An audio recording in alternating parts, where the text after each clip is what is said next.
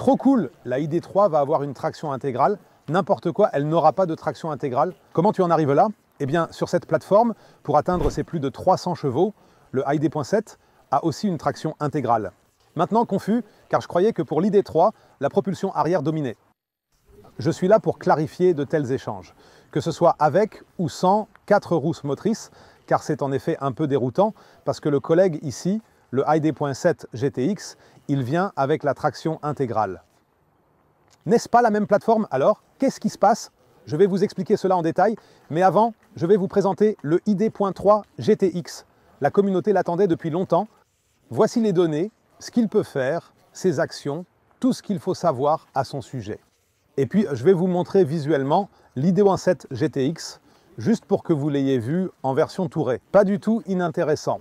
Et je vais maintenant finalement expliquer les différences techniques entre ces deux véhicules. Car non, la ID.3 GTX n'arrive pas avec une traction intégrale. Mais comment font-ils alors si elles doivent avoir la même puissance? C'est un peu déroutant, n'est-ce pas? Alors c'est ce que nous allons faire maintenant. Et il y a aussi déjà un lifting pour la ID.3. Si vous dites le GTX est trop pour moi, coûte aussi trop en aérodynamique, n'a pas la même bonne valeur CW que l'ID.3 normale, vous en trouverez beaucoup sur Eviom. N'oubliez pas, il y a aussi beaucoup de retours leasing avant le facelift. Donc, si vous cherchez une voiture abordable, surtout avec le marché des électriques d'occasion au bas, c'est une aubaine pour les acheteurs. Si vous cherchez une voiture, elle est sur Eviom et vous pouvez utiliser le comparateur de coûts pour la comparer à une GTI, par exemple d'une Golf GTI. Alors, allons-y.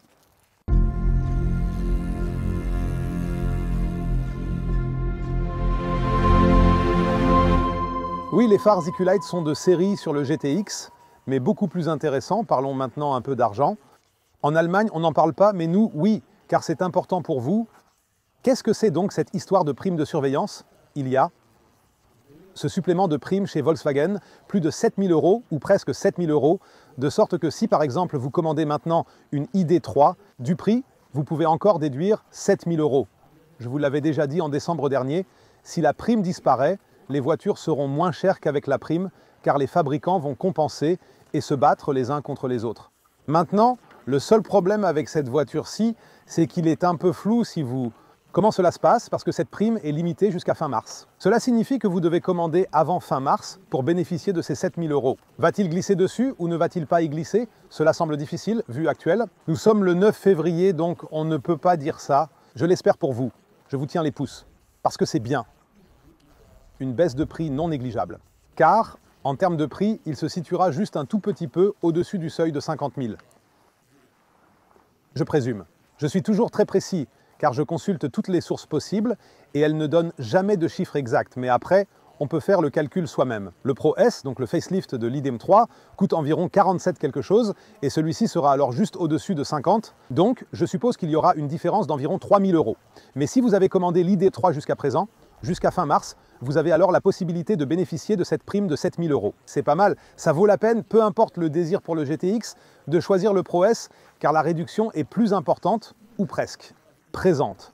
Si vous n'obtenez plus de réduction, malheureusement, à ce moment-là, lorsque cette vidéo est diffusée ou que la voiture ne peut être commandée qu'après l'expiration de la réduction, alors j'ai une autre façon pour vous d'économiser de l'argent, car peut-être vous vous souvenez de l'auditeur de Carmanic, Andreas, cela fait déjà 1 an et demi, peut-être même 2 ans ou plus, qui a eu un accident à l'étranger et en Autriche avec son ID.4.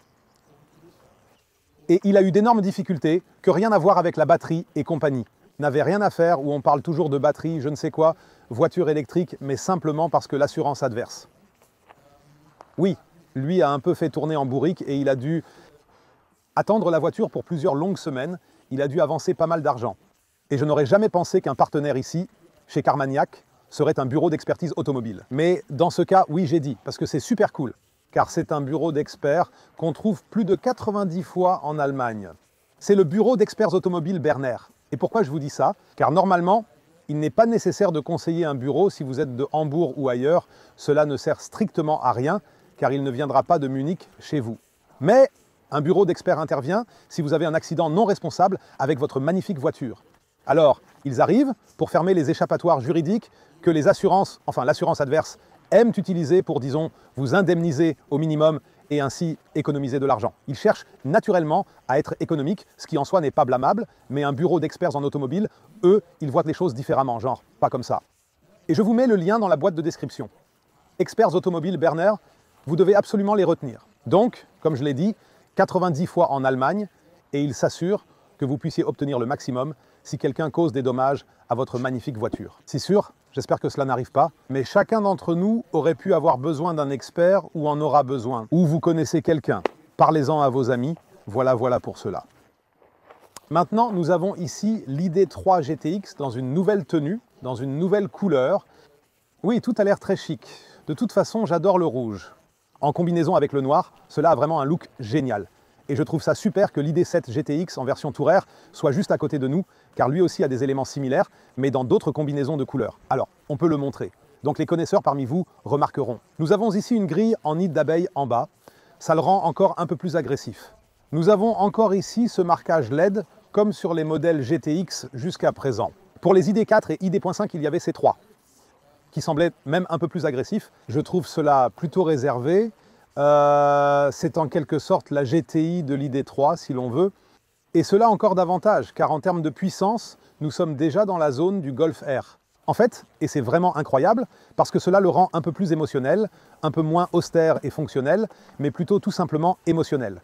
Au fait, il n'y a pas ici de logo VW illuminé. Pourquoi? Je suis également allé au fond des choses. C'est une histoire intéressante. En effet, l'ID7, donc le Tourer, qui est déjà homologué ou commandé, existe sur le modèle actuel. Dans la berline ID7, cela n'existait pas. Pourquoi? Parce que la législation autorise désormais les logos illuminés, à condition qu'ils soient reliés à la barre lumineuse des phares principaux. Ici aussi, mais il y a aussi une exigence sur la taille que le logo doit avoir. Cela signifie que vous auriez pu réduire la taille du logo pour le faire passer. Mais alors, vous auriez dû modifier toutes ces parties de la carrosserie. Parce qu'un logo plus petit nécessite aussi des découpes plus petites. C'est la raison pour laquelle il n'y a pas de logo illuminé sur l'ID3 maintenant. Merci beaucoup, quel est votre avis? Partagez-le dans les commentaires. Je le trouve vraiment chic. Et il devient sérieusement un concurrent pour le Cupra Born, du moins jusqu'à ce que le Cupra Born soit également disponible sur cette plateforme avec ses paramètres. Quels sont les paramètres? Voici la fiche technique, intéressante car pas tout n'est joyeux pour les anciens acheteurs du ID3 restylé, mais je vous expliquerai cela de suite.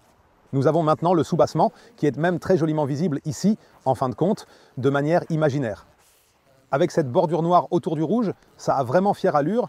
Nous avons maintenant 79 au lieu des 77 kWh net précédents. Ce n'est pas un énorme progrès, cela ne vous fera pas faire de bonds spectaculaires en autonomie, mais peut-être un peu compenser ce qu'il perd en efficacité ici. Car avec cette face avant fermée, où il n'y a tout simplement pas de rideau d'air pour laisser passer l'air, la valeur CX est de 0,27, donc un peu moins bonne que celle de l'ID3 standard. Ainsi, vous avez un peu moins d'autonomie WLTP, mais un peu plus de batterie. Vous en aurez besoin pour un peu plus d'énergie. Pourquoi? Parce que nous avons ici nettement plus de puissance. Comment était-ce jusqu'à maintenant? 204 chevaux aux roues arrière était en quelque sorte le summum des sensations. Maintenant, tout est complètement différent. Il y a l'ID.3 GTX en deux versions, une comme GTX et l'autre comme GTX Performance. Je trouve ça aussi super cool qu'ils fassent ce pas. Pour ceux qui vraiment achèteraient plutôt une Golf R à la place d'une GTI ou une GTI Club Sport plutôt qu'une GTI normale, qui veulent toujours un petit quelque chose en plus, au-delà de la version haut de gamme. Le GTX dispose de 286 chevaux, respectivement 210 kW. C'est en fait exactement la fiche technique de cette nouvelle base, de cette nouvelle plateforme, qui est également utilisée par l'ID7, qui a fait ses débuts dans l'ID7, ce qui a ensuite été transmis à l'ID4 et également à l'ID5. Cette API 550, ou peu importe comment s'appelle cette abréviation de ce moteur, on pourrait se demander, d'accord, mais pourquoi n'a-t-il pas de traction intégrale ou comment arrive-t-il même à atteindre cette puissance? Car les performances de celui-ci ne se limitent plus à 286 EK, mais à 326 EK, et cela atteint véritablement le niveau d'une Golf R. En accélération, pas tout à fait, on reste un peu en retrait face à la Golf R. Bien sûr, il est plus lourd qu'une Golf R. Et si on le compare au moteur à combustion, il lui faut 5,6 secondes de 0 à 100. Et tout juste 6 pour le modèle standard non performance. C'est déjà pas mal, c'est en tout cas plus d'une seconde et demie, presque même 2 secondes plus rapide que l'ID3 jusqu'à présent. Ça, vraiment, tu le sens bien. Mais comment font-ils désormais si là-bas, l'ID7 GTX, avec une traction intégrale sophistiquée, atteint les 340 puissants chevaux? Comment démêler cela? Je vais vous l'expliquer. Nous avons donc ici à l'arrière ce moteur de 210 kW, 286 chevaux. Optant pour performance, transmission intégrale exclue. mais simplement en renforçant un peu le moteur arrière. C'est tout. C'est en somme semblable à l'optimisation de la cartographie, ou ce que l'on sait d'autres modèles à l'ère des moteurs à combustion, où le modèle d'un constructeur est tel et chez un autre fabricant, c'est le même moteur employé, mais un peu plus puissant en le changeant un peu. On peut l'imaginer comme ça ici. Alors, c'est simplement, pas simplement, juste un tuning du moteur arrière de 210 kW à 240 kW. C'est ça. Le truc génial, c'est que VW a enfin appris de toutes ses critiques et ne limite plus ses voitures à des vitesses étranges, où on se dit « Eh mec, cette chose à 300, je ne sais quoi en chevaux, et puis tu te prends une barrière à 160, 170 imposés. » Non, au moins, le modèle GTX classique, lui, atteint bien 180 km/h. C'est déjà bien. Mais le performance est encore mieux avec 200 km/h. C'est la limite magique. Quelqu'un sur la voie du milieu roule à 175 ou 180. Si vous, Tarot, roulez à 180 ou 184, le dépassement semble éternel et quelqu'un arrive toujours plus vite. Qui doit penser pourquoi tu ne le dépasses pas simplement plus vite et te rabattre, et toi tu réponds je ne peux pas aller plus vite. Mais à 200, c'est déjà un peu plus convenable. C'est une vitesse adéquate. Beaucoup plus vite, cela n'est pas nécessaire non plus. Surtout, ça vide la batterie d'une manière complètement différente.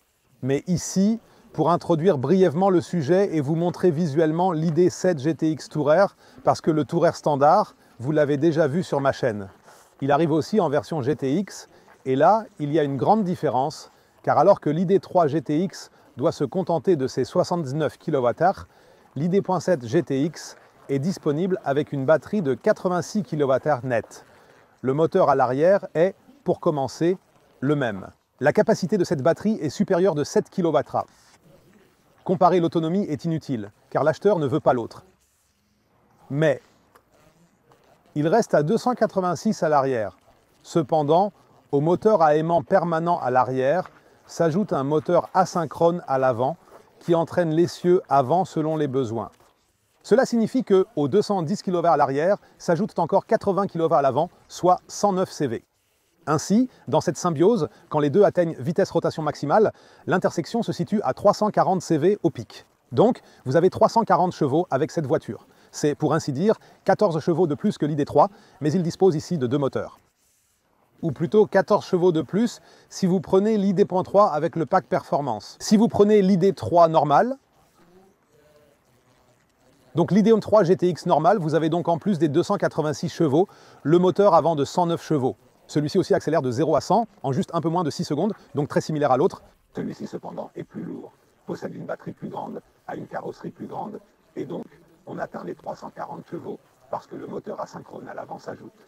Un système de traction pour la neige assure une traction intégrale constante, évitant des réglages fréquents liés aux pédales et améliore significativement la sécurité et le confort de conduite dans des conditions hivernales difficiles, mais qu'elle soit toujours activée. Sinon, en mode normal, il s'active automatiquement lorsque tu demandes de la puissance ou dans certaines situations, il n'est pas toujours actif.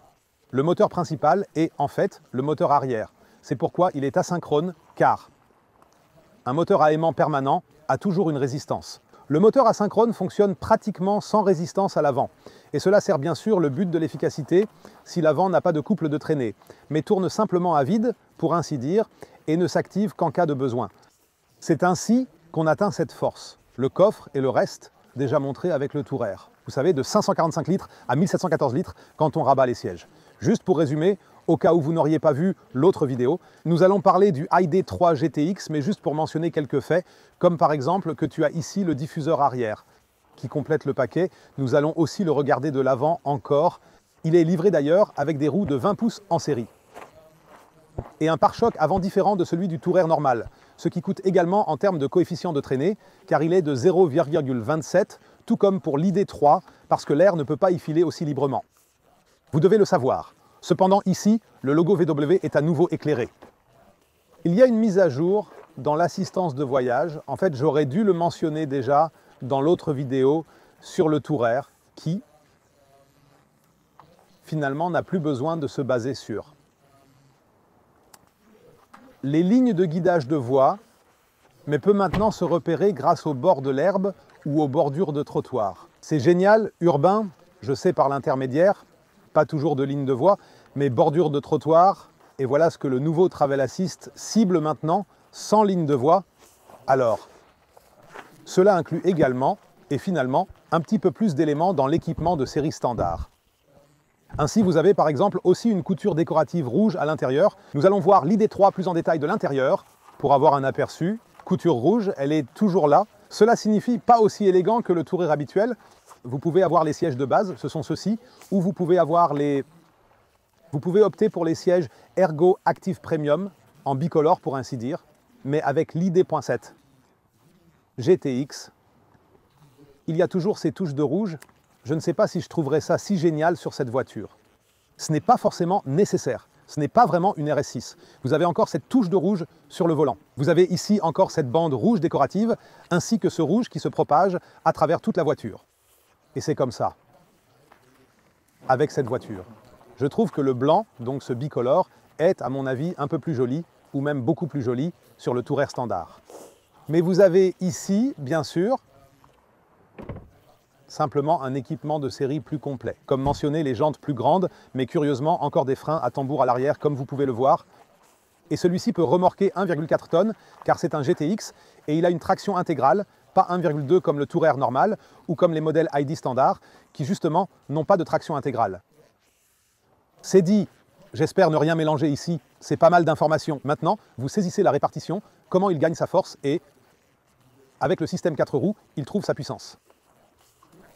Naturellement, nous avons aussi une nuance de noir à partir du rouge, comme déjà vu sur l'ID7. Pour le coffre, tout est resté identique. Ici, vous voyez juste la différence entre les jantes de 20 pouces entièrement noires ou les jantes de 20 pouces tournées brillantes.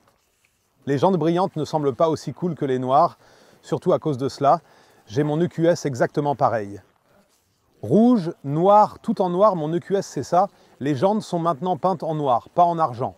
L'inconvénient, c'est que les jantes noires de 20 pouces semblent beaucoup plus petites que les jantes de 20 pouces en finition brillante. Regardez-les, cela semble simplement plus grand, parce que l'argent étire visuellement un peu plus la jante. Ce n'est malheureusement pas le cas ici, car cela se fond un peu avec le pneu. La version standard de l'ID3 GTX est équipée de pneus de 215, et la GTX Performance de pneus de 235. Donc il y a une différence là, ça devient un peu plus cher. Je ne peux malheureusement pas vous donner d'informations sur le prix à ce moment-là. Voyons l'intérieur maintenant.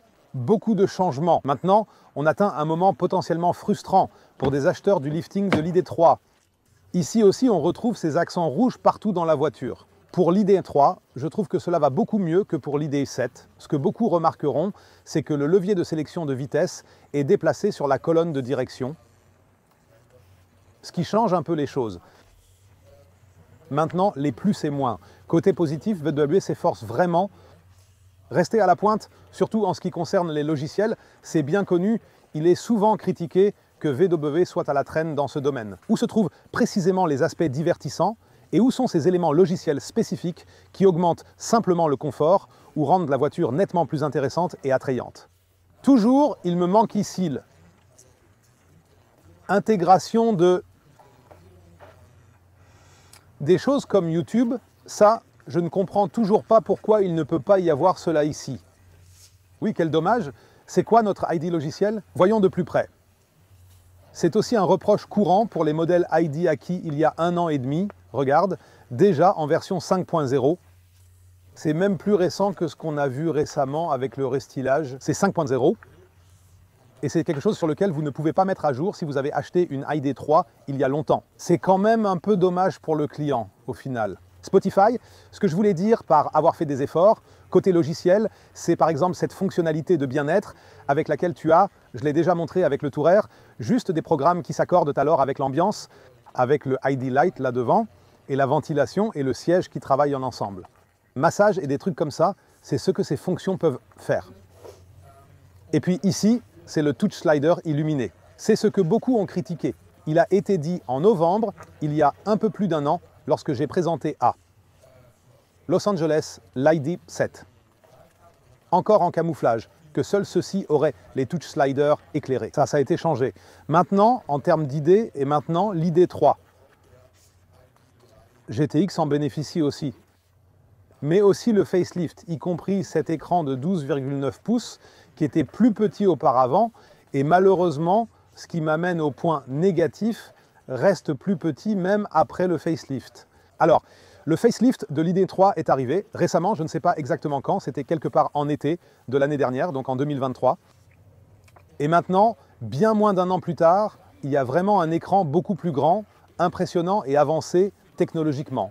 Non seulement pour le modèle GTX, mais également pour le restylage de l'ID3 à partir d'une certaine année de fabrication spécifique. Donc pour l'année 2024, quelques mois après. Cela signifie que quelqu'un qui reçoit sa livraison en février pourrait encore obtenir l'affichage normal dans l'ID3 restylé. Mais celui qui reçoit la voiture en juillet aura alors le plus grand écran. Et c'est vraiment embêtant pour le client. Oui, VW a communiqué cela, il faut le mentionner. Mais je ne pense pas que beaucoup d'entre vous le savaient, surtout les clients, parce que dans la concession, on ne vous dit pas ça. La plupart ignorent ça. Généralement, pour électrique, ils inventent des histoires. Et c'est vraiment dommage. Tout comme pour la batterie, que cette batterie de 79 kWh sera également disponible pour le Pro S lors du lifting facial du ID3. Cela signifie que vous n'avez eu une nouvelle voiture que pendant 3/4 d'année et elle est d'une certaine manière déjà dépassée. Donc, je ne peux évidemment pas approuver cela du point de vue du client. C'est vraiment frustrant. Nous parlons de capacité de batterie, de taille d'écran. Ce sont deux choses non négligeables, à mon avis. Comment se comporte donc le logiciel ici? Alors, cela est devenu vraiment très bon maintenant. On voit que la 5.0 est encore une fois incroyablement différente de ce qu'était l'ID7 jusqu'à présent. Alors là, tu n'as plus du tout de sillage. L'avion secoue-t-il? Pas du tout secousse. C'est vraiment impressionnant quand on arrive à Palma. Regarde comment ici, c'est presque comme l'expérience Tesla. C'est vraiment bien fait maintenant. On ne peut vraiment pas se plaindre. Et pour ceux qui ne peuvent pas passer à la version 5.0 à cause de contraintes matérielles, oui, ils ont, selon moi, raison d'être agacés. Qu'avons-nous là? Ici, avec performance, je peux le faire, vous connaissez, suis maximaliste. Je suis ce genre de personne qui dit, s'il y a un GTX et un GTX Performance, bien sûr, je prends le Performance. Je veux vraiment le meilleur. Cependant, si vous le choisissez, vous obtiendrez aussi le DCC, qui représente le contrôle du châssis, l'adaptatif, réglable précisément en 13 étapes distinctes. Pour l'ID.7 là-bas, qu'on est en train de nettoyer, c'est par exemple pour la version GTX, parce qu'il n'existe pas en version Performance, c'est juste une option. Alors, vous l'obtenez avec la direction progressive de série, le GTX, mais pas avec le DCC. Celui-ci, en variante performance, vous l'obtenez avec le DCC. Et je vous dis, cela se remarque vraiment, bordel. Alors, on a ce DCC, pour moi, il n'était pas question d'autre chose dans le T7.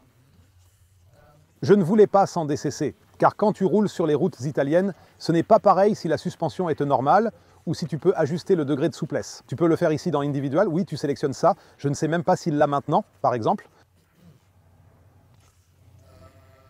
Voyons voir, parce qu'il existe différents modèles ici, certains avec DCC, d'autres sans. Parce que si ce n'est pas la version performance, il ne l'a pas. Direction pilotage, dynamique de conduite. Non. Cela signifie qu'il ne l'a pas maintenant, par exemple, parce que c'est probablement la version non performance. Et tu peux ajuster cela avec un curseur sur les 13 niveaux différents. Et c'est vraiment, tu le remarques déjà avec le T7, c'est extrêmement flagrant. Cela rend la conduite beaucoup plus douce. Alors, c'est vraiment agréable, surtout quand tu as une voiture plus sportive, où bien sûr toute la suspension est renforcée par rapport à l'ID3 standard. Donc, la voiture devrait aussi être plus ferme.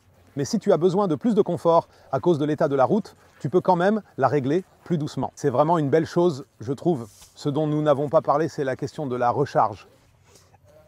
Alors, c'est comme ça, le ID3 GTX se recharge effectivement de manière assez impressionnante en moins de 30 minutes, de 10 à 80%, et ce avec une batterie de presque 80 kWh. 175, c'est le pic de charge que Volkswagen indique, mais là encore, je peux dire que j'ai déjà vu avec l'ID7 186, voire 188 kW. Vous l'obtenez dans des conditions idéales, donc ça dépend de quand vous branchez la voiture. Je le conduis jusqu'à ce qu'il soit presque vide. Si vous le branchez à 2-3%, il est très probable que vous puissiez voir ce pic de charge de 188 kW qui reste très stable. Vu du ID7, il peut tout à fait rivaliser avec le BMW i5, voire se mettre à niveau, comme l'a montré ma vidéo de road trip. Et ce que je trouve vraiment génial depuis le ID7, c'est bien sûr ça. C'est-à-dire que si tu choisis une borne de recharge, il préchauffe la batterie. C'est très important.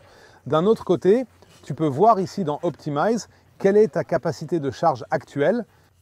Et ici, il apparaît Optimise, s'il est possible d'optimiser, par exemple par une pression sur un bouton pour préchauffer, et tu vois toujours combien de kWh il peut recevoir et combien de temps il lui faut pour atteindre une certaine capacité de charge en kWh. Là, tu vois, par exemple, aller simplement à la borne n'a pas de sens.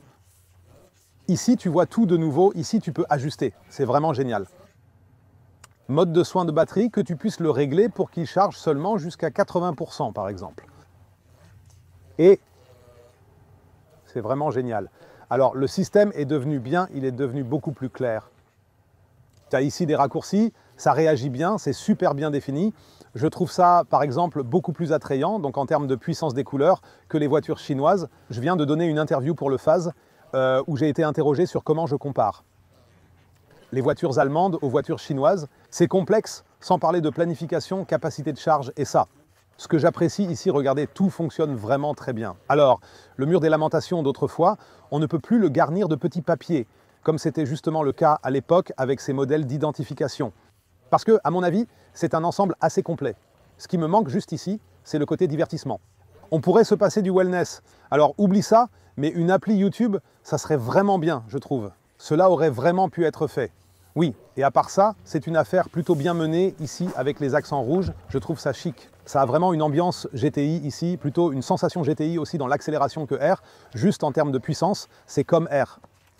Tout le reste est pareil. Bien sûr, il y a un peu trop de plastique dur ici, on ne peut pas vraiment prétendre que ce n'est pas le cas.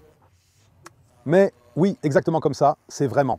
À la toute fin, c'est absolument tout à fait pareil que le piano. Je ne sais pas du tout pourquoi il ne s'en débarrasse pas. Mettez donc, bon sang, une imitation carbone ici si ça vous chante. Oui, beau volant, encore avec ces trucs tactiles ici. Je déteste ça comme la peste. Je ne peux toujours pas l'utiliser correctement et personne ne peut me dire qu'il ne s'est jamais trompé ici. VW propose aussi bouton tactile, comme sur T7. Aucune idée de pourquoi ils font ça ici. Oui, c'est donc l'intérieur de l'ID3 avec un toit panoramique assez grand. Malheureusement, les appuis-têtes ne sont pas ajustables, mais vont haut. Même pour les personnes de grande taille, oui, agréable. Ça a l'air bien, ce n'est pas le summum du luxe, mais quand même très correct. Ici, tu as du cuir au lieu du velours, comme dans le lifting classique, donc du faux cuir. Mais encore une fois, cette incroyable crasse sur ce vernis piano, c'est tellement agaçant. Par exemple, chez moi, comme j'ai du carbone dans la voiture, c'est facile à entretenir, tu ne vois pas autant les empreintes digitales, mais j'ai toujours 2 nettoyants Carmagnac 3 en 1 dans ma boîte à gants pour essuyer autour, y compris écran. C'est pareil pour tous, de toute façon. Oui, d'accord. À partir du 2e trimestre, l'ID3 GTX sera disponible pour vous sur la route. Il sera bien reçu, maintenant vous l'apercevez de l'arrière. Je ne l'ai presque pas montré jusqu'à présent. D'ailleurs, nous avons ici aussi le niveau le plus élevé des feux arrière LED inclus, qui depuis le facelift brille également ici, aussi avec le noir. Ça a juste l'air incroyablement cool. Aussi avec l'inscription GTX, qui est tout de même assez discrète. Ce noir et rouge, franchement, c'est ma combinaison de couleurs préférée. Actuellement, il semble que cet article soit indisponible pour commander directement, ce qui pourrait signifier qu'il n'est pas encore accessible chez les fournisseurs ou sur les plateformes en ligne habituelles. Regardez cela. Pour voir quelle configuration est votre favorite. Pour résumer, on peut dire que c'est une super chose, le marché en a aussi besoin pour peut-être attirer les acheteurs de GTI vers la mobilité électrique, donc cette faction des passionnés de puissance. Cependant, il faut aussi dire franchement que c'est évidemment très frustrant. Pour les acheteurs de la voiture restylée qui est sortie l'année dernière, quand je ne sais même pas, et quand on l'a présentée à Hanovre en janvier, vraiment, oui, cela fait maintenant environ 3/4 d'année, 6 mois que le restylage roule, et puis maintenant le grand écran arrive, et maintenant la grande batterie arrive aussi pour le restylage. Ce sont justement ces choses qui ne passent pas très bien quand on vient d'acheter une voiture pour pas mal d'argent. Comme je l'ai dit, je vous souhaite que cela passe encore dans ce B Premium, parce que nombreux sont ceux qui seraient ravis, et pour beaucoup, cette différence de 7 000 € est soit un obstacle, soit justement un moteur pour acheter la voiture. Si vous voulez économiser de l'argent et que par malheur vous êtes impliqué dans un accident, n'oubliez pas, causé par autrui, faites appel aux experts en automobile Berner qui obtiendront le maximum pour vous. Et bien sûr, n'oublions pas ce que nous avons déjà mentionné avec le tarif électrique IONT, où vous pouvez économiser jusqu'à 10 centimes par kilowattheure en chargeant à la maison. Toutes les infos sont en bas dans la boîte de description pour vous. Merci beaucoup pour votre temps ici à Mal, qui ne ressemble pas vraiment à Mal. Alors, en arrière-plan, oui, mais pas le temps. C'est ainsi. Et à la prochaine vidéo. Ciao!